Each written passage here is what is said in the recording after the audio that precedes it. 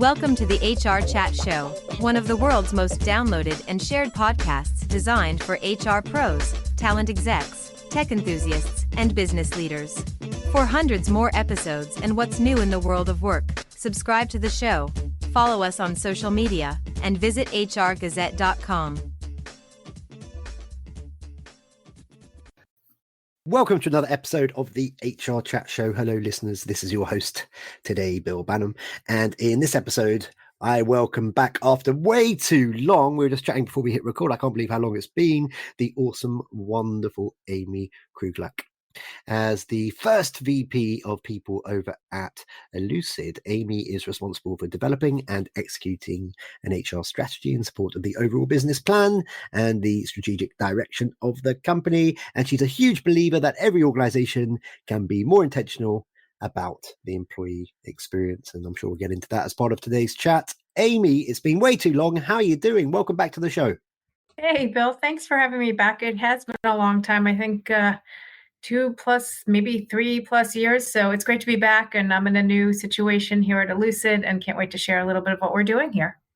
Well, let's start then. Let's talk about that straight off the bat. Tell us a bit about your role at Elucid. Well, what drew you to become their first VP of People, and what excites you most about shaping the people strategy at a fast-growing tech company? So it's exciting. It's an exciting story. Post-COVID, I took a little bit of a break to kind of just to recharge. It was such an exhausting time for HR people leaders. And I had started to pursue some consulting activities when I was contacted about this opportunity here at Elucid. And it was really something very exciting. It was going to get me out of the house, back in the office. And it's an incredible technology focused on cardiovascular care and prevention. And as somebody who has been with mission-based companies for many, many years, many of my past jobs, I think that that's really important and resonates with me. I have cardiovascular disease on both sides of my family, had lost my father to sudden cardiac disease. And so this was a way for me to kind of, I feel like it's giving back somewhere to society and supporting, I think, something that's bigger than just myself in terms of how we can approach cardiovascular care worldwide. Thanks for listening to this episode of the HR Chat Podcast. If you enjoy the audio content we produce, you'll love our articles on the HR Gazette. Learn more at hrgazette.com. And now, back to the show. Okay, thank you very much. And thank you also for sharing some of your motivations for joining the company. Elucid operates at the cutting edge of medical technology, as you've just given us a little bit of an outline there. How do you tailor your HR strategy to support a team that's working on advanced and mission critical innovations? So I think, one of the things that I always think is super important with HR is understanding the business. And this opportunity here at Elucid was something really unique and different for me, because it's the first time I'm working in a company that's a med tech that is regulated and needs to be FDA approved. So I've learned a lot, and learning about how you bring a product like this to market is something that's really different. We have a lot of incredibly smart people. We're working cutting edge AI. So for me, connecting our people operations procedures, our processes, how we recruit, how we motivate is all based on understanding the business better and knowing what we need to do to get this product to market. So it's been a lot of learning in terms of what does it mean when you're using AI in cutting edge medical device, and what kind of people are you hiring to support quality systems and all of the FDA regulated activities. And also in terms of being a software as a medical device company, there are unique differences that you have to have with your SaaS product, so that you're making sure that also aligns with making sure that you are complying with FDA regulations. So for me, it's really understanding deeply what the business needs, so that we're hiring, training, and delivering the best candidates and employees to the business to succeed. And also, one of the things we've really focused on here more than anything in any other company that I've been at is the onboarding experience. And that's because there's a lot of complex detail that you need to understand to become fully ingrained in the product that we're building. And so we've kind of doubled down on the employee orientation and onboarding experience, so people get to understand our product much more quickly and how we build the technology that we're delivering. Okay, thank you. So you believe that every organization can be more intentional about the employee experience. You focused just a moment ago on the candidate experience and the onboarding part of that. Can you expand upon that? How does a senior people leader ensure that that message of being more intentional about the overall employee experience across the employee life cycle actually happens and gets delivered on? What are you finding over at Elucid? What are your strategies? This episode of the HR Chat podcast is supported by Nebula Academy, a technology industry-focused workforce accelerator that offers learning programs to prepare individuals for successful careers. Our approach is centered around cognitive neuroscience research, combining the latest research and modern learning methods to create informative and psychologically safe learning experiences. Our programs enable individuals to achieve career readiness and immediate impact in their chosen field. Moreover, we help businesses create positive learning experiences, increase productivity, enhance team performance, and build upskilling resources to meet the needs of today's modern workplace. Learn more at nebulaacademy.com. Thanks, and now back to the HR Chat Show. So I love being in this kind of smaller company space. It's easier to do this when you're 50 to 250 because you know your people really well. You know your managers, you know your employees. So that's a big piece of it.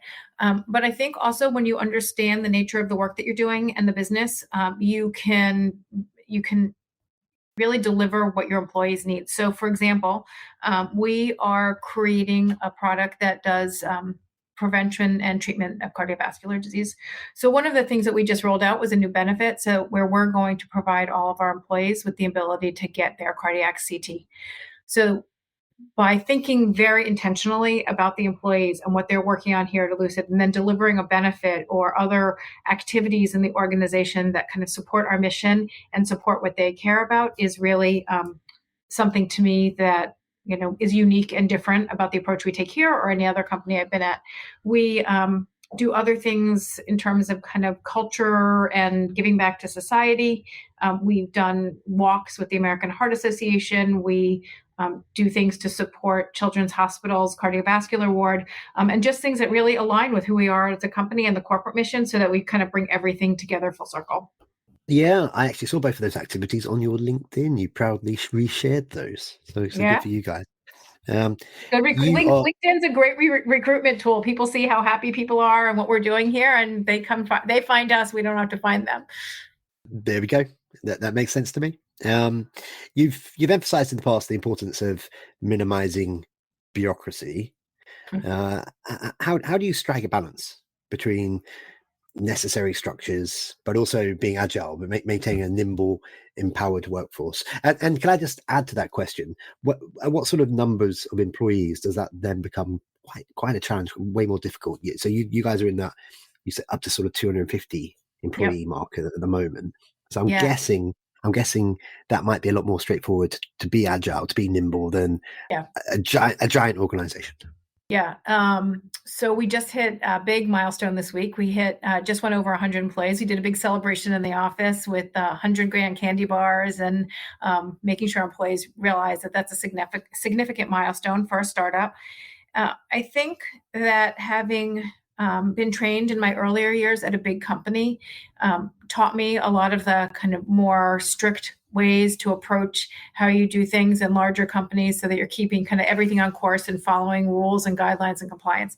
And one of the things I really like about being in a smaller company is you can understand that there's a lot more gray than black and white than you have to be in a bigger company. So everybody's situation is a little bit unique and different. You obviously need to follow all the laws and compliance, and certainly there's a lot of that. We operate in 18 different states currently, so you need to understand all the different laws of the different states, and you never want to put yourself at risk in those areas. But I think I've told you this before, that my approach to employee relations and to employee situations is that you have to think about it, that anything can wind up on the cover of the Wall Street Journal. So you want to make sure that when you think through strategies on how to do things, you want to be mindful of that, but also be fair and treat people with respect and dignity. And I think that if you keep all of that in mind when you're developing a strategy for how you treat somebody, whether it's how you hire them or how you terminate them or deal with any situations in between, you need to look at everybody's situation a little bit uniquely. And you it's the privilege of being able to do that in a smaller company that you can't do in a larger company, which is why I love this size. And your passion, may I say, your passion does come through. So I love that. Okay, let's, as we like to do on this show, offer some tangible takeaways for our HR audience today. Maybe you can offer some advice to HR leaders who are listening to this show today around ways to approach leadership development and performance management. What are your top tips when it comes to developing those areas in a high stakes, outcome driven environment like Elucid? Yeah, I think you need to know your team. I think it's really important to be honest and deliver very open feedback. I think that sometimes people fall into this pitfall where they want to just keep people happy, and they don't, and they feel that if they give tough news, if they share kind of feedback that isn't aligned with who somebody is or kind of makes them uncomfortable, will mean that they're going to leave, but they're not going to, they won't be happy at the company. But I think that it's really important to be honest and seize opportunities when they happen and give people feedback so they can learn from it. I think that in order to be agile and adapt to today's current workforce, you want to make sure that you're giving people the feedback that they need to succeed and grow. And sometimes that's difficult to deliver. As a people operations leader, part of my role is to make sure that managers can deliver that feedback to their direct reports, and I'm honest with our team. Now, I'm also sometimes known to be tough. So I have to say that I have deferred a few times, maybe more than a few, to my good friend ChatGPT. And sometimes that's really helpful these days to get messaging down in a way that's kind of, a little softer or may resonate differently with somebody who needs to hear things in a different way. I think that the one thing that you should always think about when you're working with an employee population and you're trying to grow and scale is that feedback is a gift, and that if you don't give that feedback, then you wind up having to sometimes struggle with an employee who doesn't know how to change or adapt or move along with the needs of the organization. Once in a while, an event series is born that shakes things up. It makes you think differently, and it leaves you inspired. That event is Disrupt HR. The format is 14 speakers, 5 minutes each, and slides rotate every 15 seconds. If you're an HR professional, a CEO, a technologist, or a community leader and you've got something to say about talent, culture, or technology, Disrupt is the place. It's coming soon to a city near you. Learn more at disrupthr.co.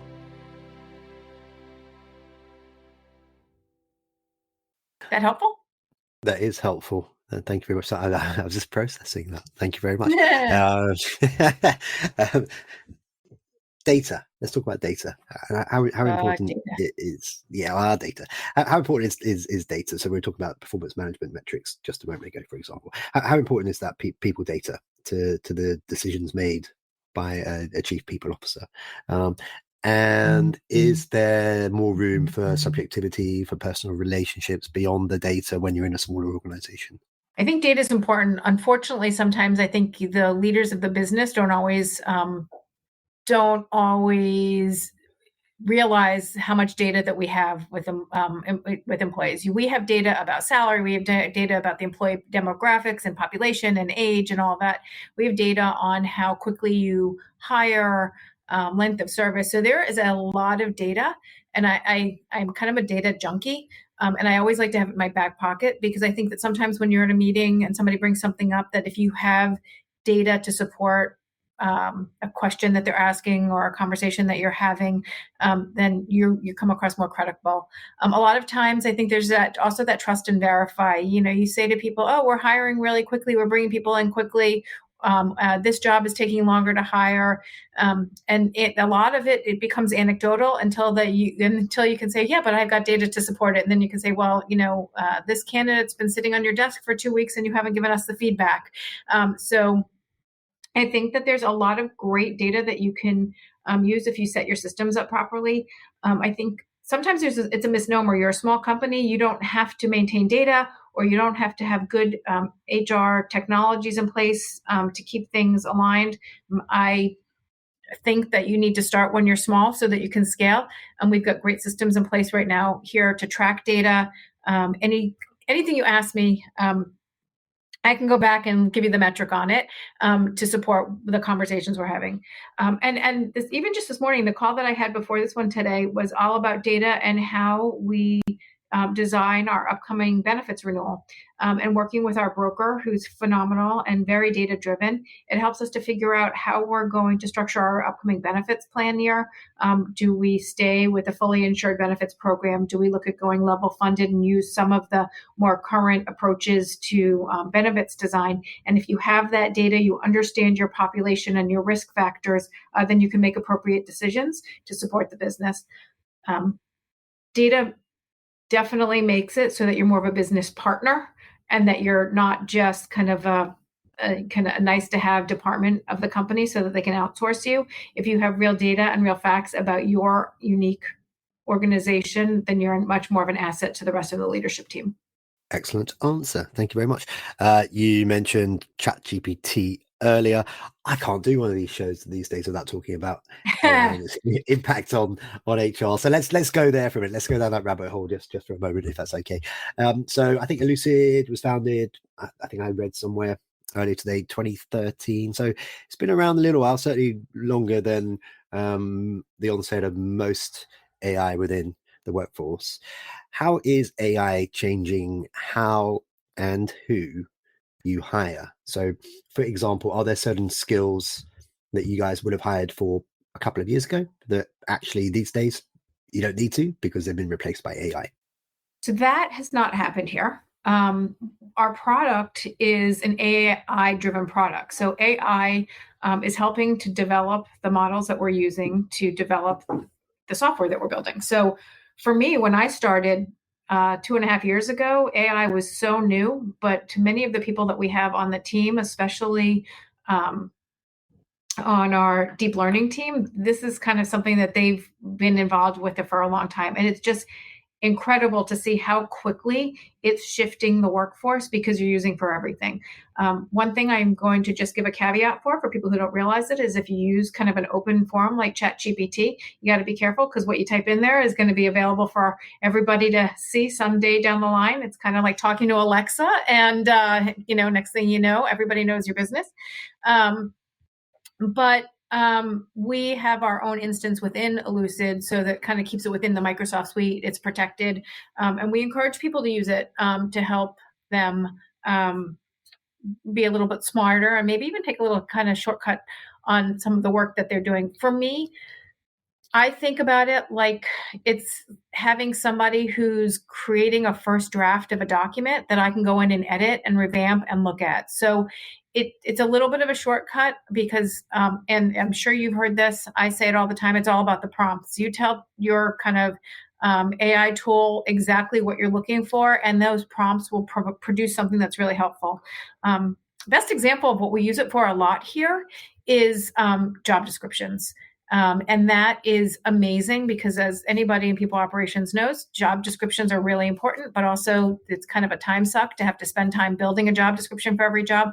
If you put it into ChatGPT with some good prompts, I bet you could get kind of 95% close to perfect of what you're looking for in a job description. Offer letters, kind of just about anything. It gives you a great first draft. So I use it for my work all the time, but I know within the organization it's being used widely. Okay, so just on that note, imagine you guys are very focused on the candidate experience. Imagine you guys are looking to hire someone in an HR type function, and traditionally they'd need to be good at going through resumes or offering creating offer letters and so on and so forth. Actually, are those skills that today you don't prioritize because the AI can do that, and then they just need someone perhaps more at a more senior level to sub-edit, to go back through? Would that be a good example? I look for hiring someone who's smart and somebody who's smart is going to use AI in the right way. And so I don't think of it as an opportunity to replace talent. I think of it as an opportunity to augment talent. If I have a great team, AI is going to make them faster, is going to make them more efficient, is going to make them produce, I think, a little bit better. And then somebody can take on more work. So I think I look at it as a helper, not a replacement. That is nice to hear, particularly when you read stats like 30% of all jobs that exist today will be gone by 2030. So it's good to hear that from a senior leader like yourself. Well, when you're in human resources or people operations, no matter what you call it, it's horrible to think about removing the human element. So I don't think you can ever fully do that. And just finally for today, Amy, what advice? Let's leave our listeners with a bit more advice from a successful people pro. What advice would you give to other HR leaders or people leaders who are stepping into their first executive level people role? Learn the business. I think one of the things that I hear a lot is that people say, "Oh, I'm an expert at human resources. I've kind of come up. This is how I've learned my career." I think that if you don't understand the business that you're in and the role that the function that you're doing, you can do anywhere at any company. But if you learn the business you're in, you're going to be a much better partner to the leadership team. And you want to make sure that it's not easy to replace yourself with AI. And so if you are really deeply embedded in the organization and understand what having the right people on the bus does to your productivity, to your ROI, to understanding how your people really help to drive the team, that's a lot more beneficial to the organization overall than just kind of somebody who's sitting in a seat and filling a function. Awesome. Well, I think that just leaves me to say for today, Amy, let's not leave it as long next time. But for today, thank you very much for being my guest. It's been a pleasure. Let's do it again. And listeners, as always, until next time, happy working. Thanks for listening to the HR Chat Show. If you enjoyed this episode, why not subscribe and listen to some of the hundreds of episodes published by HR Gazette? And remember, for what's new in the world of work, subscribe to the show, follow us on social media, and visit hrgazette.com.